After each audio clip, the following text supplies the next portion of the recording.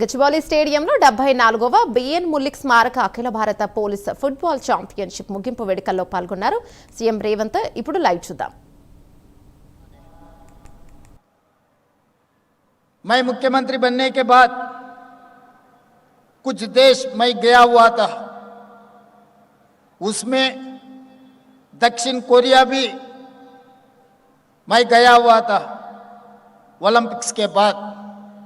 वहाँ पर मैं साउथ कोरियन स्पोर्ट्स यूनिवर्सिटी, वहाँ पर खिलाड़ियों को मिलने के लिए, स्टूडेंट्स को मिलने के लिए वहाँ पर मैं गया हुआ. वहाँ खिलाड़ियों को मिले थे.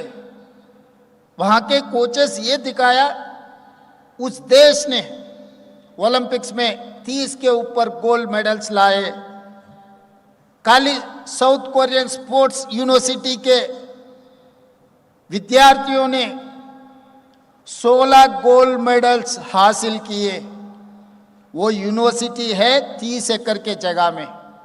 आज जो हम जहाँ पर फुटबॉल के लिए Gachibowli stadium 70 acres of campus we have initiated in 2000.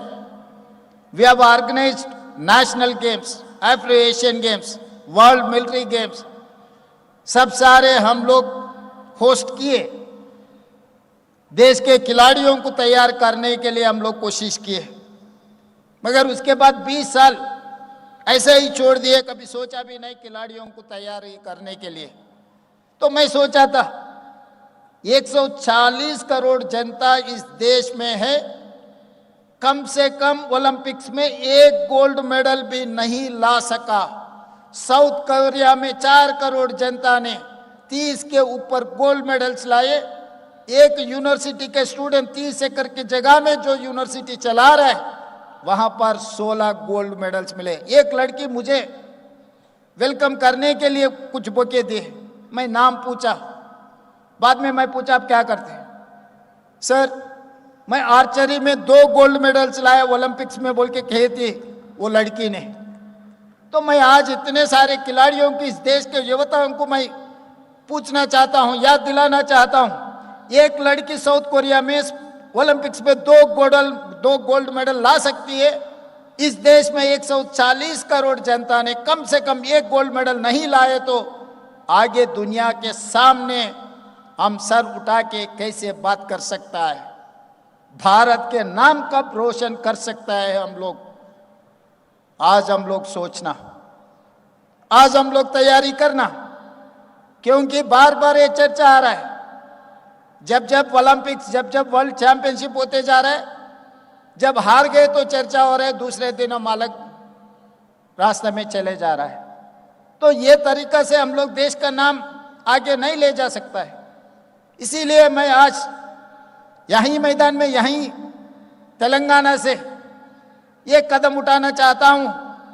इस देश युवता को मार्गदर्शन देना चाहता हूं. यहीं से यहां international standard sports university, young India sports university हमने बनाया.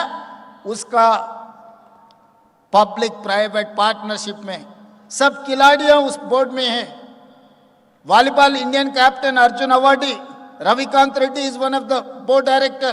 Pullela Gopichand is one of the director.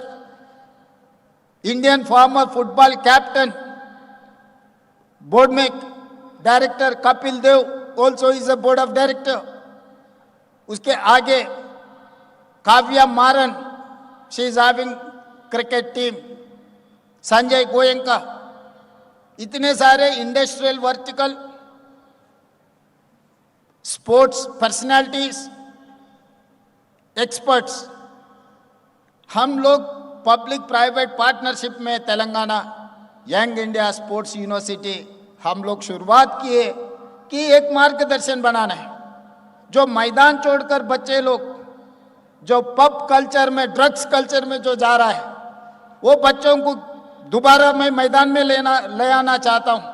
आज के तारीख में अब देखो कोने कोने में शहरों में, Mumbai, Delhi, Bangalore, Calcutta, Chennai, whatever metropolitan cities are there, most of the drugs cases on youngsters who are highly qualified and educated.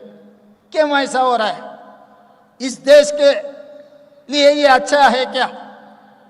आगे इस देश क्या होने वाला है। हम देखे पंजाब को अपने आंखों के सामने, वीरों का धरती है पंजाब। जब आजादी दिलवाने के लिए शहीद हुए पंजाब के जनता ने, मगर आज दुखी की बात है, ऐसे वीरों का धरती में आज ड्रग्स का, गांजा का सब बात सुने आ रहा है। ये बहुत दुखी की बात है। इस देश और एक पंजाब नहीं बनाना है, ये रोकने का बहुत जरूरी है। साइबर क्राइम, पहले बॉर्डर पास होके कुछ क्राइम करना पड़ता था, आजकल क्राइम तरीका ही बदल गए। कोई आने जाने का कोई जरूरी नहीं है, आके देखने का भी जरूरी नहीं है। आपका मोबाइल में घुस गए तो सब कुछ घुस सकते देश में, आपके घर पे, आपके मंदिर पे, आपके सरकार में। Because of IT revolution, it's A double edged weapon. AI is double edged weapon. Cyber crime nowadays, drugs, these are the biggest challenges for police. इस देश को रक्षा करने का जिम्मेदार आप लोगों का है। देश के बॉर्डर पे जो जवान लोग देश का रक्षा कर रहे हैं,